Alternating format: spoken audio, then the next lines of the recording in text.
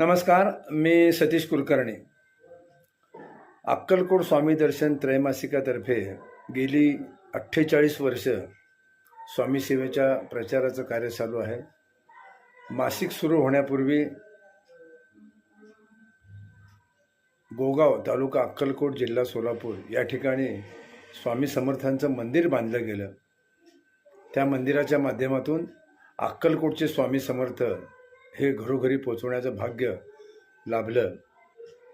आता जवळजवळ या सेवेला 53 वर्ष पूर्ण होत असताना जे मंदिर स्वामी समर्थ महाराजांचं गोगाव गावी बांधलं गेलं त्याला जवळजवळ 45 वर्ष होतील असा अंदाज आहे. त्यामुळं त्याचं आम्ही जीर्णोद्धार करायचं ठरवलं. ऐपत आहे, करण्याचा प्रयत्न केला. आता अंतिम टप्प्यात काम आलेलं आहे. या व्हिडिओच्या शेवटी किंवा अगोदर मंदिराचे बांधकाम चाललेले फोटो, मंदिर पूर्णावस्थेत आलेले फोटो, त्याच्यानंतर मूर्तीचे फोटो. अगोदर चॉकलेटी रंगाची जी मूर्ती आहे तो नमूना आहे. त्याच्यानंतर आता संगमरवरी पाषाणाची मूर्ती तयार केली जाते.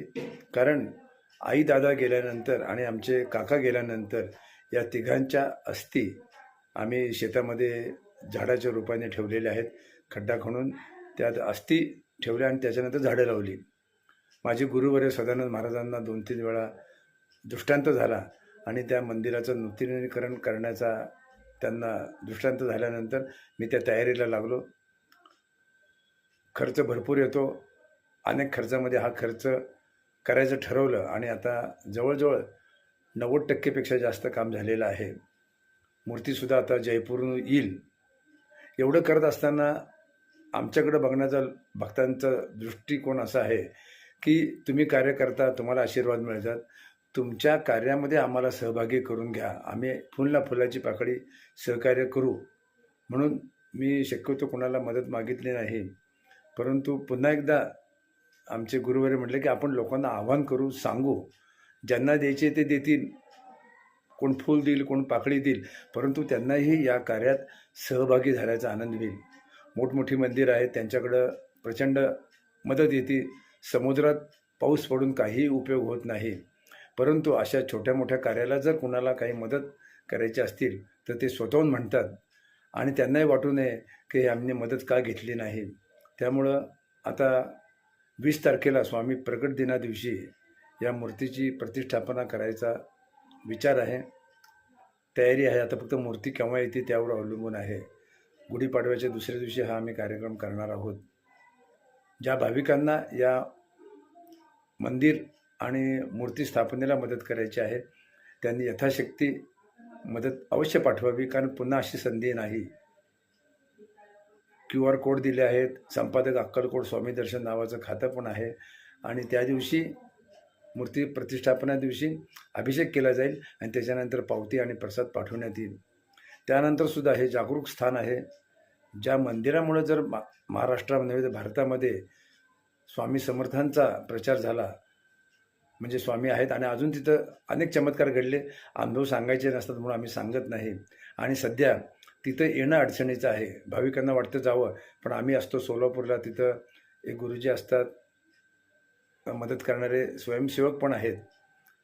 परंतु आडवळणी गाव आहे, जाता येता येत नाही. पण भविष्यामध्ये चांगला रस्ता झाला तर अक्कलकोटपासून अगदी 25 किलोमीटर अंतरावर हे गाव आहे. स्वामी समर्थांना प्रार्थना केली आहे आणि प्रयत्नही चालू केलेला आहे की भाविक येतील, थोडं त्या वातावरणात थांबतील, चहा वगैरे घेतील आणि परत अक्कलकोट मार्गे आपल्या गावाला जाऊ शकतील. पण त्याला थोडा विलंब लागेल. स्वामी समर्थांनी कुलकर्णी घराण्यावर अतिशय कृपा केलेली आहे.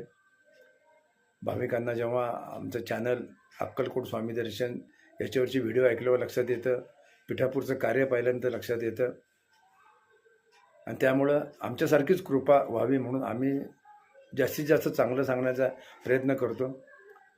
स्वामी समर्थांनी आमच्या दादांना निवडावं, त्यानंतर ते कार्य माझ्याकडून पुढं वाढत गेलं, त्याचाही फार मोठा आनंद आहे.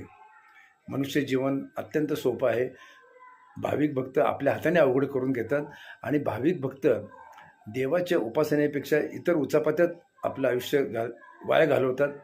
त्यामुळे स्वामी समर्थांची कृपा होणं अवघड जातं आणि अभिषेक, नारळ, हार, पेढे ह्याच्याशिवाय भाविकांना काही माहीतच नाही. संक्षिप्त वाचायचं, देवाची टेंगलटवाळी. संक्षिप्त तर कधी वाचू पण नाही. मी बऱ्याच वेळा उदाहरण देतो, 100 मार्काचा पेपर लिहिला तर 35 पडू शकतात. मुळात 30 मार्काचा जर पेपर लिहिला म्हणजे संक्षिप्त, तर 35 कसे पडू शकतील? त्यामुळं सेवा करावी ती नामस्मरणाची करावी. स्वामींचा आशीर्वाद भिवू नकोस, मी पाठीशी आहे, त्याच्यावर विश्वास ठेवावा. गर्दी गोंधळात कुठेही जाऊ नये. आपल्या घरातच स्वामी आहे असं समजून जर तुम्ही वागला आणि आपल्या घरीच जर काही भक्तांना गुरुवारी किंवा अधूनमधून बोलवलं तर सामुदायिक नामस्मरण करा. सुरुवातीला 2 येतील, नंतर 5 जण येतील. नाहीतरी अनेक ठिकाणी भिशीच्या नावाखाली भाविक एकत्र जमतात. भिशी लांब राहते, भांडणं आणि मारामाऱ्यापर्यंत प्रकरण जातात. परंतु इथं जर आपण एक तासभर आलो, चहा पाणी होते, गप्पा टप्पा होतात आणि शेवटी आपलं मन हलकं करण्याची आपल्याला परमेश्वर कृपेने बुद्धी होती आणि आपण एकमेकांसमोर आपलं दुःख हलकं करू शकतो.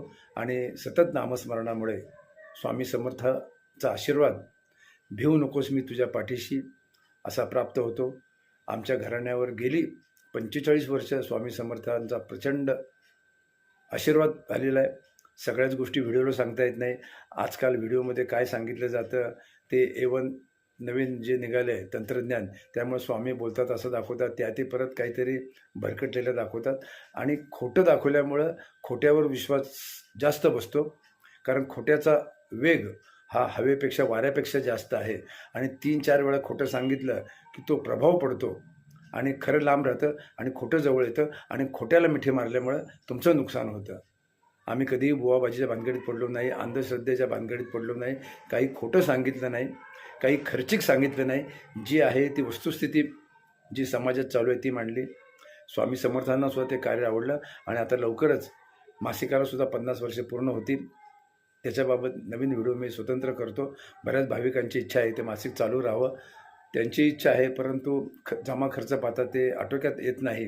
विनाकारण कर्ज काढायचं, त्याचं व्याज भरायचं, त्यामुळं ते लवकरात लवकर थांबवण्याचाही विचार आहे. त्याबाबत आपण काय करता येईल ते आपण स्वतंत्र व्हिडिओद्वारे करू. पण तूर्त आज या गोगाव मंदिरासाठी, जे महाराष्ट्रातलं कदाचित पहिल्या 5मध्ये असावं, कारण आम्ही पहिलं म्हटलं तर कुणीतरी आणखी परत बांधलेली असावी, त्यामुळं पहिल्या 5मधलं हे मंदिर आहे. त्या मंदिरासाठी तुम्ही आपल्या इच्छेप्रमाणे मूर्ती प्रतिष्ठापनेसाठी आणि मंदिरासाठी मदत करावी. तुमच्या मदतीची स्वामी समर्थ महाराज निश्चितच दखल घेतील आणि तुम्हाला योग्य वेळी ते परत करतील. त्यांनी दिलेले जे आपल्याला आशीर्वाद आहेत, बोध आहेत, त्याचं वाचन करून आपण आपल्या उर्वरित आयुष्यामध्ये सुख, शांती, समाधान, आनंद प्राप्त करून घ्यावा. स्वामी समर्थ आपल्या घरी आहेत, त्यांना घरात ठेवा, त्यांच्यावर प्रेम करा. ते तुमच्या घरातून कधीही निघून जाणार नाहीत. आमच्या घरामध्ये आम्ही अभिमानाने सांगतो, आमच्या वाड्यामध्ये आजही महाराज गेली 45 वर्ष आहेत. त्यामुळं आम्ही जे ऐश्वर्य, जे सुख, जे समाधान आणि जे आरोग्य उपभोगतो तेच तुम्हाला उपभोगायला मिळावं. परंतु तुम्ही तुमच्या आचरणात बदल करा, विचारात बदल करा. तुम्हाला जे जे हवं ते स्वामी समर्थ देतील, त्यांनी द्यावं असं या व्हिडिओद्वारे मी सगळ्यांना आणि परमेश्वराला आणि स्वामींना प्रार्थना करतो. नमस्कार.